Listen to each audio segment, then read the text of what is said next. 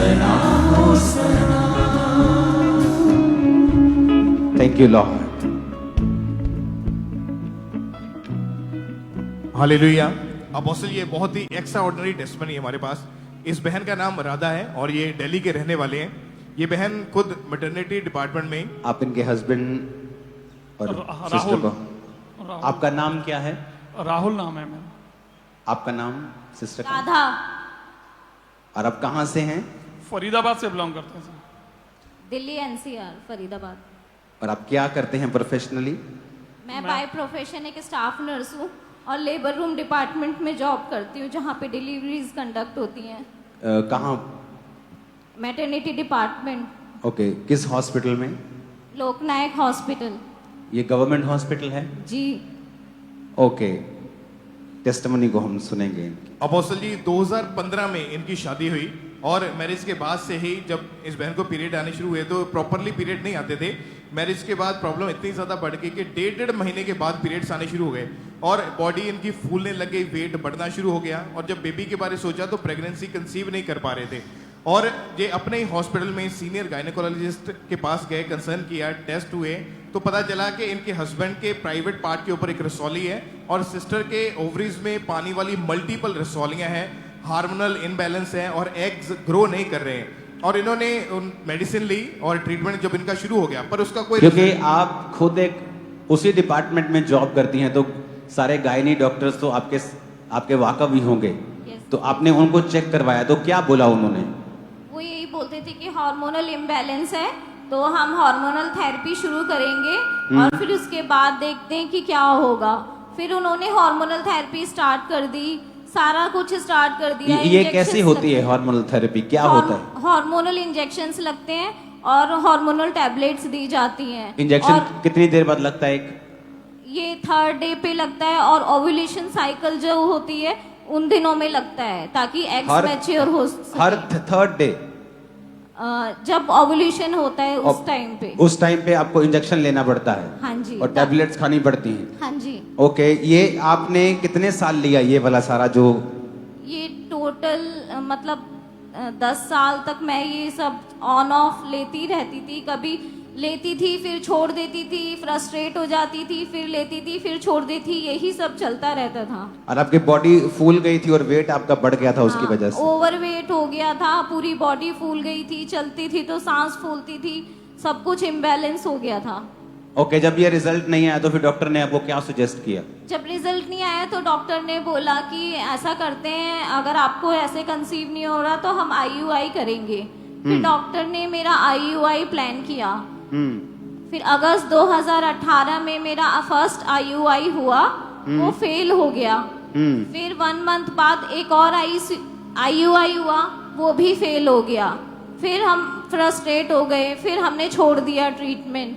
फिर on off treatment लेते रहे, छोड़ते रहे, लेते रहे, छोड़ते। इस बीच हम अन्य जगहों पर भी गए। तो या तो आपके हार्मोनल प्रॉब्लम्स होती थी, हाँ जी। IUI फेल होते थे, कंसीव होता भी था तो वो मिसकैरेज होता था।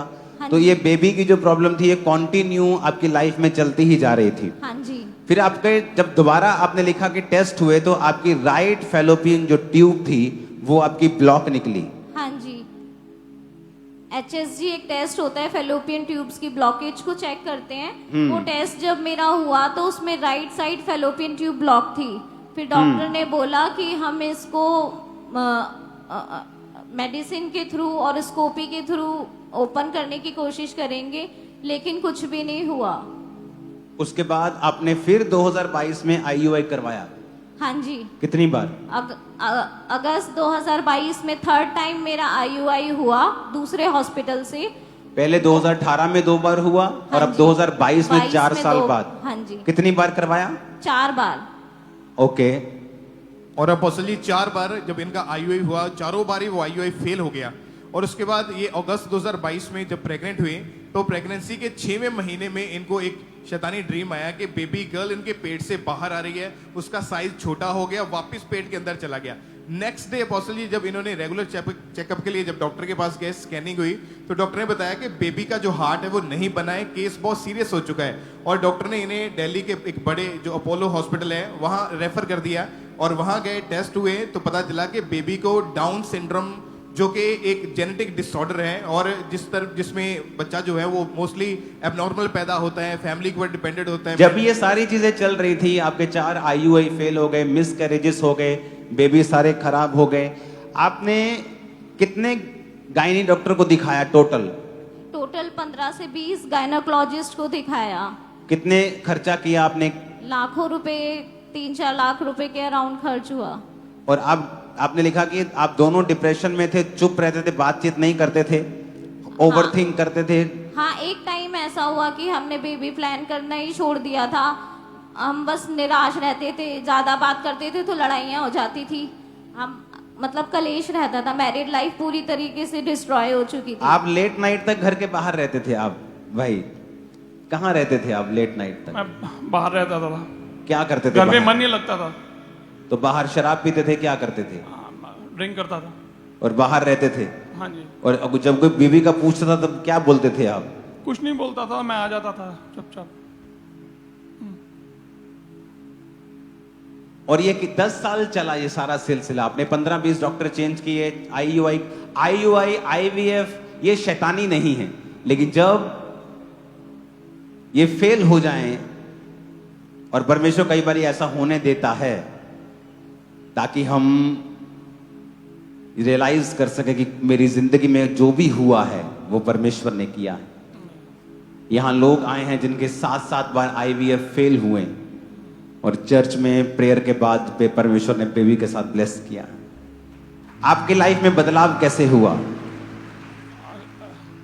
आप कैसे शुरुआत हुई बदलाव की? कैसे मालूम हुआ परमेश्वर के बारे में? जब मैं बहुत परेशान होती थी तो उस टाइम पे मैं सुसाइड करने के बारे में सोचती थी, क्योंकि गवर्नमेंट जॉब होते हुए भी, मेडिकल लाइन में होते हुए भी, सब कुछ पढ़ाई लिखाई करने के बाद भी, सारे डॉक्टर से सब कुछ ट्रीटमेंट लेने के बाद भी मेरी लाइफ में कोई रिजल्ट नहीं आ रहा था। तो जब भी मैं कहीं भी जाती थी तो सब मेरे से बोलते थे कि आप कब बेबी प्लान करोगे, काफ़ी टाइम हो गया, आप बेबी प्लान क्यों नहीं कर रहे? तो मेरे पास कोई जवाब नहीं होता था बोलने के लिए। फिर मेरी फ्रेंड ने मेरे लिए प्रेयर की, फिर ऐसे धीरे धीरे मैं विश्वास में आई, लेकिन मैं विश्वास में पक्की नहीं थी। फिर एक दिन मेरी फ्रेंड ने अंकुर मिनिस्ट्री के बारे में बताया, और जब मैं फर्स्ट टाइम खाबरा चर्च आई बिग मीटिंग में, तो स्क्रीन पे टेस्टिमनी चल रही थी बेबी ब्लेसिंग की। सेम वही केस चल रहा था जो मेरा केस था, जेनेटिक डिसऑर्डर का।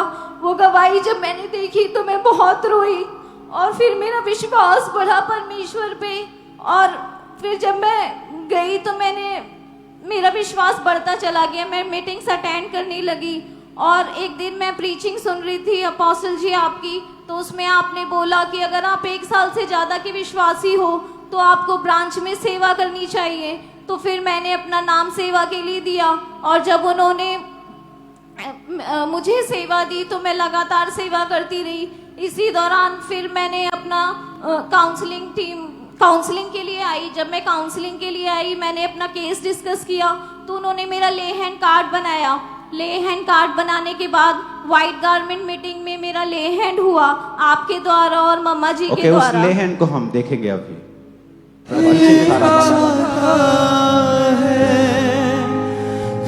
जाता है वो हालात बदल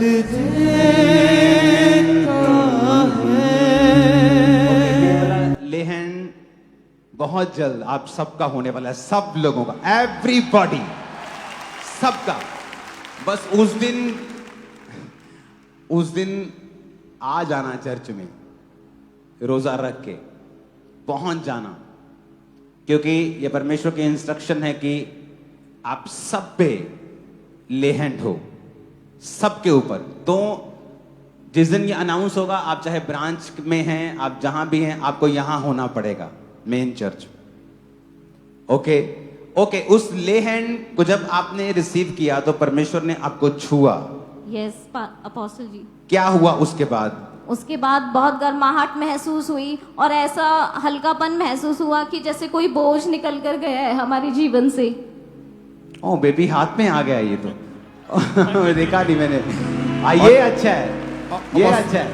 पहले ऐसे ही गवाही दो और उसके बाद जब टेस्टिमनी हो जाए तो बेबी को ऐसे डिलीवर कर दो अमेज़न की तरह, और बेबी पकड़ा हुआ है कि, और तारीफ करो जोर से। और अपोस्टल जी जब ये ले हैंड करवा के यहाँ से गए, ओके मैं सुनता हूँ। 8 अगस्त 2024 को आपका ले हैंड हुआ था। जी अपोस्टल जी। किस महीने आप प्रेग्नेंट थी? उसके बाद जब 45 डेज बाद डेट नहीं आई तो मैंने चेक किया तो यूपीटी पॉजिटिव था, और रिजल्ट देके हम यानी दोनों बहुत रोए। 8 अगस्त 2024 को आप पर ले हैंड हुआ, और सितंबर 2024 अगले महीने जब आपने टेस्ट किया, आपकी प्रेगनेंसी रिपोर्ट पॉजिटिव थी। जी अपोस्टल जी। और आपने एक और बात लिखी है, जब आपके टेस्ट हुए तो उनमें क्या आया? जब सारे टेस्ट हुए तो उसमें कोई भी जेनेटिक डिसऑर्डर नहीं आया। और रसौलियां क्या हुआ? रसौली भी गायब हो गई, हस्बैंड का भी कोई भी मतलब कुछ भी नहीं आया, सारी रिपोर्ट्स नॉर्मल आती गई। अब और ये बताओ कैसे एक्सप्लेन करोगे तुम लोग? अब प्रेगनेंसी पहले भी हुई, जेनेटिक डिसऑर्डर की एक प्रेगनेंसी हुई, लेकिन पीसीओडी साथ साथ थी, रसौलियां साथ साथ थी, सब कुछ साथ चल रहा था, डिप्रेशन, टेंशन, रसौलियां, हस्बैंड की भी प्रॉब्लम चल रही थी। ले हैंड के बाद अगस्त को होता है, अगले महीने चेकिंग होती है, प्रेगनेंसी पॉजिटिव होती है। स्कैनिंग के दौरान जब देखा जाता है बेबी के अंदर कोई भी प्रॉब्लम नहीं निकलती, रसौलियां गायब हो चुकी होती हैं, कोई अटैक नहीं होता है, और ये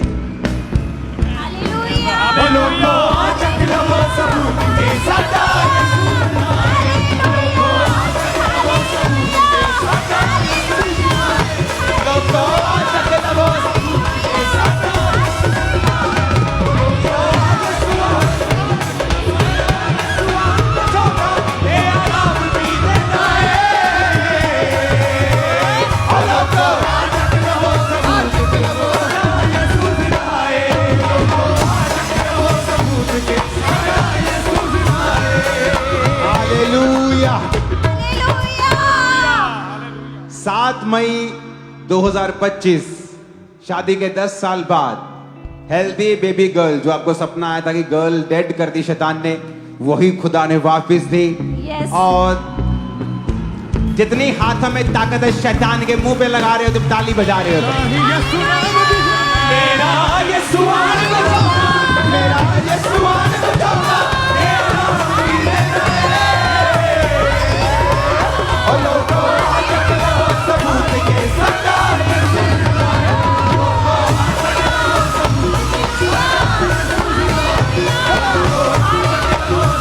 हालेलुया, हालेलुया। लोग कहते हैं नाचो मत। हमारे भाई साहब, तुम्हारे काम होते नहीं होंगे ऐसे कि नाचने वाले, हमारे तो होते हैं ऐसे काम कि हम नाचें परमेश्वर की हुजूरी में। अब खुदाबंद ऐसे बड़े काम करेगा तो किसका दिल नहीं करेगा? वो तो ये बात होगी कि पंजाबी बंदा 2 ढोल बजाता आ रहा है और पीछे सारे लोग ऐसे आ रहे हैं। ऐसे हो सकता है क्या कि ढोल बज रहा और पंजाबी नाचे ना? तो क्या ऐसे हो सकता है क्या कि आत्मा लंगड़ों को चलाए, मुर्दों को जिंदा करे, और हम लोग ऐसे? ये तो इंसल्ट हो गई फिर। इसलिए चर्च आनंद मनाती है और मनाती रहेगी। आमीन। ऊंचाई आशीष हमारी है चर्च। क्या नाम रखा है इसका? विवा। अपने हाथों को उठा लो, इसी ब्लेसिंग को रिसीव करो यीशु मसीह के नाम में। खड़े हो जाओ, खड़े हो जाओ, खड़े हो जाओ। इसी ब्लेसिंग के साथ अपने आप को ब्लेस करो और रिसीव कर लो यीशु मसीह के सामर्थ्य नाम। आज अपने हाथों को उठाकर कहो, खुदा बाप, मैं डिसिप्लिन में रहूंगा, वायदा करता हूं। दिमाग का डिसिप्लिन, सोचों का, शरीर का, प्रेयर का डिसिप्लिन, एक्सरसाइज का डिसिप्लिन, फाइनेंस